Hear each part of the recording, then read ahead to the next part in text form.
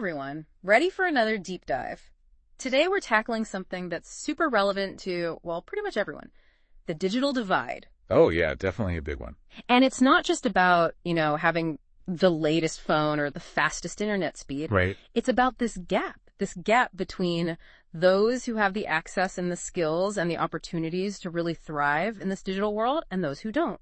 Yeah. And honestly, it impacts every single one of us, whether we realize it or not. It affects how we learn, how we work, how we access healthcare, even how we connect with each other. Absolutely. So whether you consider yourself a tech whiz or you're just kind of trying to figure it all out, this deep dive is going to unpack why understanding this whole digital divide thing is so crucial in today's world. For sure. And lucky for us, I've got an expert here who can help us break down all the complexities. Happy to be here. So, to kick things off, let's start with the basics. What exactly do we mean when we talk about the digital divide? So you're right. It's way more than just like having a computer or even internet access. Right. It's like, think about it this way. You could have the fanciest, most high-tech tools, but if you don't know how to actually use them, they're not much help, Yeah, right? totally. So the digital divide's kind of like that. It's about this thing called digital literacy, which is basically knowing how to use technology effectively, safely, responsibly. Okay, so it's not just about having the stuff, it's about knowing what to do with it. Exactly. Yeah. And honestly, it can be a bit of a maze out there, especially with all the new technology popping up constantly. I feel that. I'm still trying to figure out how to use all the features on my phone. Right. So can you give us a real life example of what this digital divide actually looks like in action? For sure. So imagine you're a student, maybe in a rural area, Okay. and you're trying to do your homework online. But your internet connection is so slow, it takes like forever to load a single page. I can already feel the frustration. Right. That's the digital divide in action. And it's not just about homework either.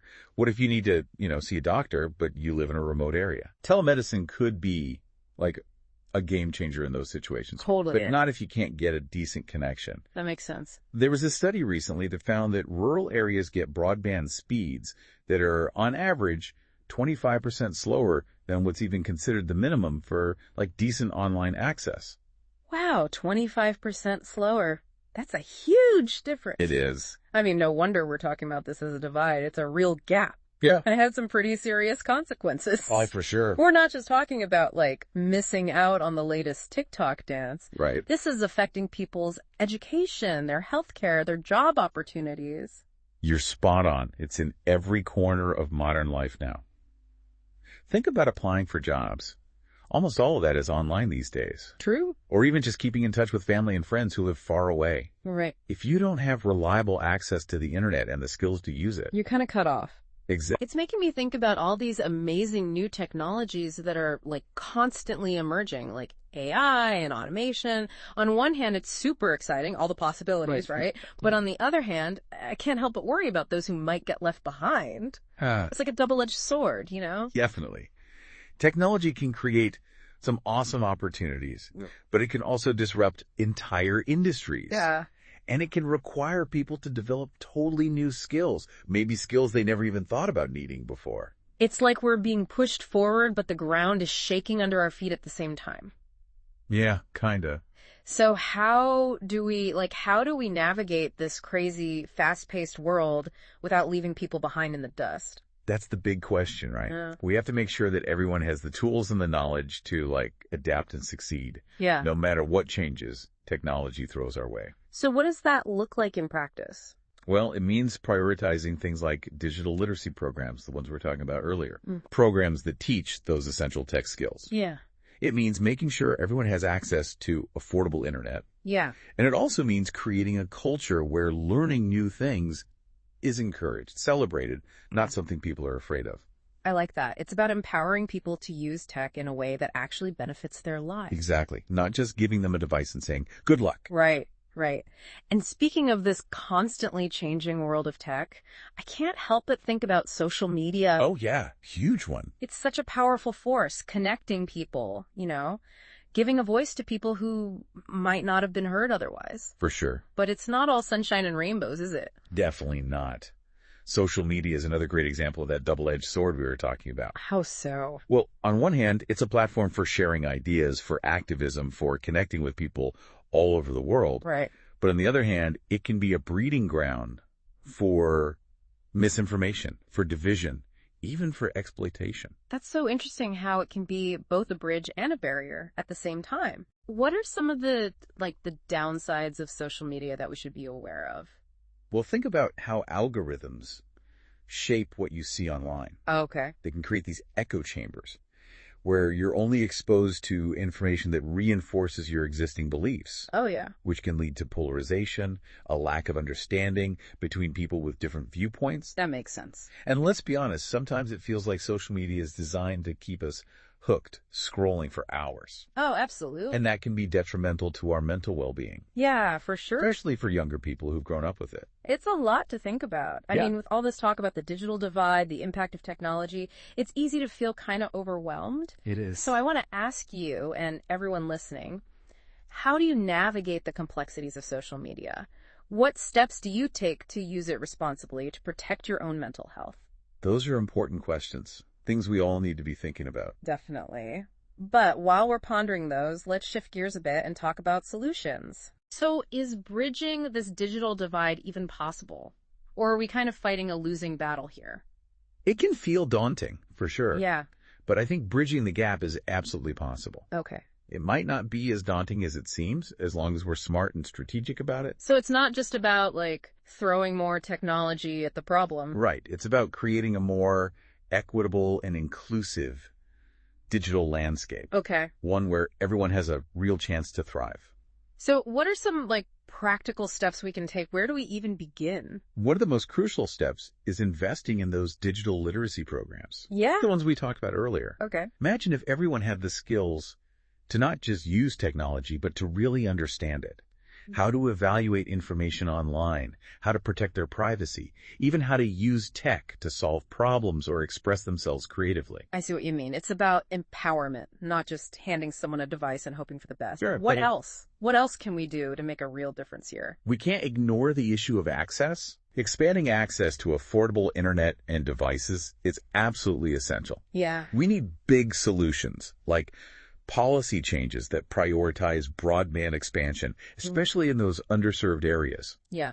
Maybe community initiatives that bring technology to those who can't afford it. Okay. Maybe even some creative solutions from the tech companies themselves. It's a big task, but it feels incredibly important. It is. I mean, we're talking about giving people access to opportunities, to education, to healthcare. Yeah. Things that shouldn't be limited by where they live or how much money they make. You got it. Yeah. It's a reminder that this digital divide, it's not just some abstract concept. Right. It has real-world consequences for real people. Absolutely. And as technology keeps advancing, addressing this divide becomes even more urgent. We can't just sit back and wait for things to magically get better. Nope. We got to be proactive. I agree. Well, we've covered a lot of ground in this first part of our deep dive into the digital divide. Yeah. And we've only just scratched the surface. Welcome back, deep divers. I hope you're ready for more, because we're just getting started with our exploration of the digital divide. Definitely. In part one, we talked about what this divide actually is. Right. And how it's not just about having a smartphone. It's about having the access and the skills and the opportunities to really thrive in this digital world that we're all living in. For sure. But let's be real. This divide doesn't affect everyone equally, does it? You're exactly right. It's not a one-size-fits-all problem. Right. It plays out differently depending on where you live, your age, your income, so many factors. It's like this ripple effect. Yeah, kind of. Where the divide starts with something like internet access, but then it branches out and impacts everything else in your life. It does. And I know we talked about how rural communities often face challenges. Yeah. But what about those who live in cities? I mean, aren't they surrounded by technology? You'd think they'd be fine. You'd think so, right. Right. But even in a bustling city, there are pockets where the digital divide runs deep. Oh, yeah. Think about low-income neighborhoods. Okay. Where families might not be able to afford internet service or a computer for their kids to do homework. It's like a hidden problem. It is. It often gets overlooked. So we can't just assume that because someone lives in a certain area, they automatically have all the digital resources they need. Exactly. It's about looking deeper, understanding those nuances. And it's not just about location either. Right. We also have to think about age. Okay. We often just assume that all young people are digital natives. Right. They've grown up with it. But not all young people have equal access to technology or the same level of digital literacy. That's a good point. And then on the flip side, what about senior citizens? Yeah. They often face some of the biggest barriers to digital inclusion. I've seen it firsthand. Even my own grandparents struggle with things that seem so simple to me. Right. Like setting up an email account or just navigating a website. It's a perfect example of how the digital divide goes beyond just having a device. Yeah. It's about having the skills and the confidence to actually use that technology effectively. So are there programs out there that are specifically designed to, like, help seniors bridge this gap? There are. There are some amazing initiatives out there doing just that. Oh, that's good to hear. Organizations like Senior Planet, for example, they offer technology training workshops specifically for older adults. Cool. Covering everything from basic computer skills to, online safety, social media, things like that. That's fantastic. It's great to know that there are resources available for, like, people of all ages to kind of get on board with this digital world. Yeah, it's about meeting people where they are. Yeah. And giving them the support they need to succeed. And it's not just about seniors in rural communities, right? Right. We also can't forget about people with disabilities. Absolutely. Technology can be incredibly empowering for those with disabilities. Yeah, for sure. But only if it's accessible. That's a key point. Mm. I've seen how assistive technologies can totally transform lives. Things like screen readers for the visually impaired or voice-activated software for people with mobility limitations. It's amazing what technology can do.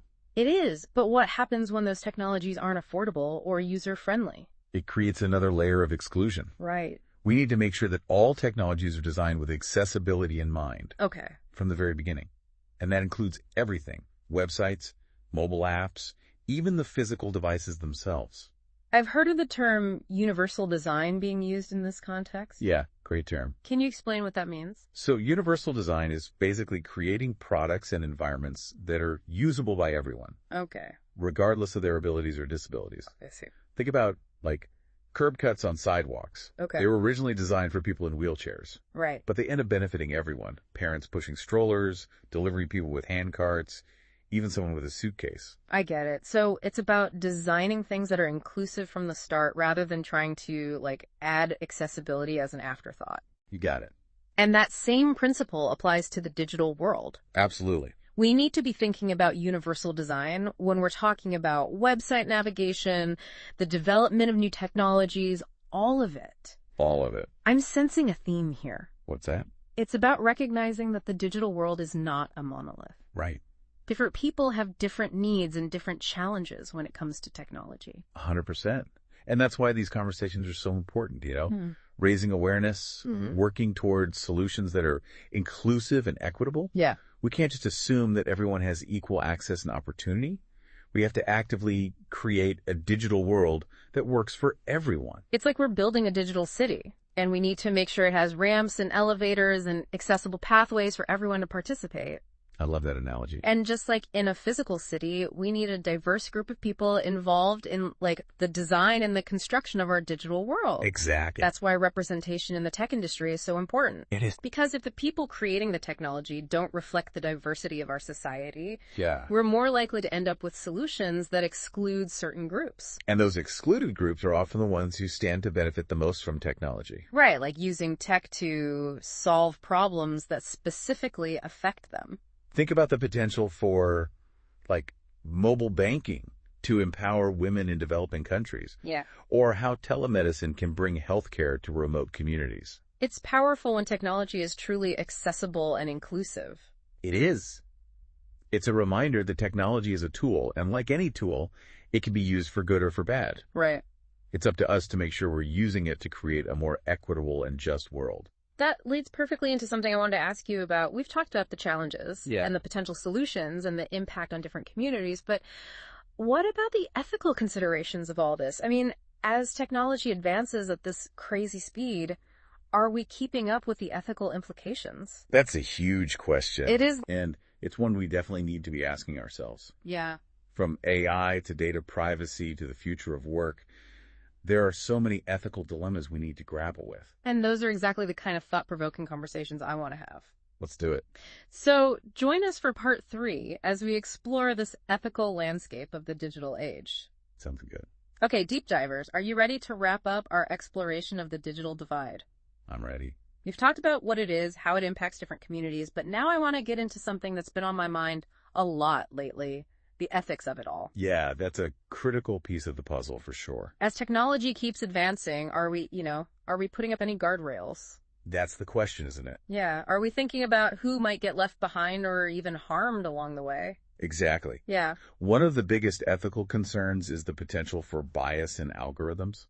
Okay, so algorithms, I mean, those are basically like sets of instructions that computers use to make decisions, right? Right. They're everywhere these days. Social media feeds, hiring processes, even loan applications. But how can an algorithm be biased? I mean, it's just a computer program. That's the tricky part. Algorithms are created by humans. Right. And humans have biases. Yeah. Whether we're conscious of them or not. Yeah. And those biases can seep into the algorithms. Oh. And that can lead to unfair or discriminatory outcomes. Can you give me like a real world example of how that might happen? Sure. Imagine you're applying for a job. Okay. And the company uses an algorithm to screen resumes. Yeah.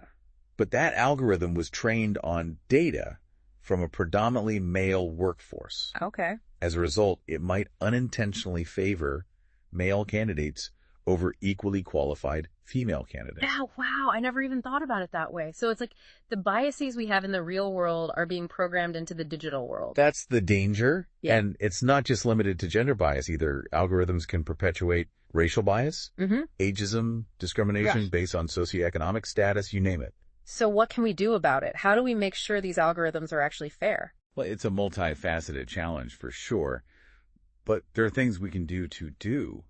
We need to be aware of the potential for bias. Okay. And actively work to mitigate it. That means having diverse teams developing and testing these algorithms, making sure the data they're trained on is representative of the population they'll be used on, and constantly monitoring for unintended consequences. So it sounds like we need like a whole new set of ethical guidelines for the digital age. I think so. We need to be having these conversations at all levels, from classrooms to boardrooms to government policy discussions. And we need to make sure that everyone has a voice in shaping these ethical frameworks. Right, not just the tech giants. Exactly. That brings up another ethical concern that's been in the news a lot. Data privacy? Oh, yeah. Big one. With all the information we share online, are we giving up too much control? It's a valid concern for sure. Yeah. I mean, the amount of data being collected about us is just staggering. And it's not always clear how that data is being used or who has access to it. It's like we're leaving a digital trail everywhere we go, and who knows who's following those breadcrumbs. And while some data collection can be beneficial, personalized recommendations, medical research, right, there's a fine line between convenience and exploitation. Yeah, I see that. We need clear regulations that protect our privacy and give us control over our own data. And this all ties back to the digital divide in a way, right? Absolutely. Because if you don't understand how your data is being used, or you don't have the resources to protect your privacy online, you're even more vulnerable to exploitation. 100%. It's another example of how the digital divide isn't just about access to technology.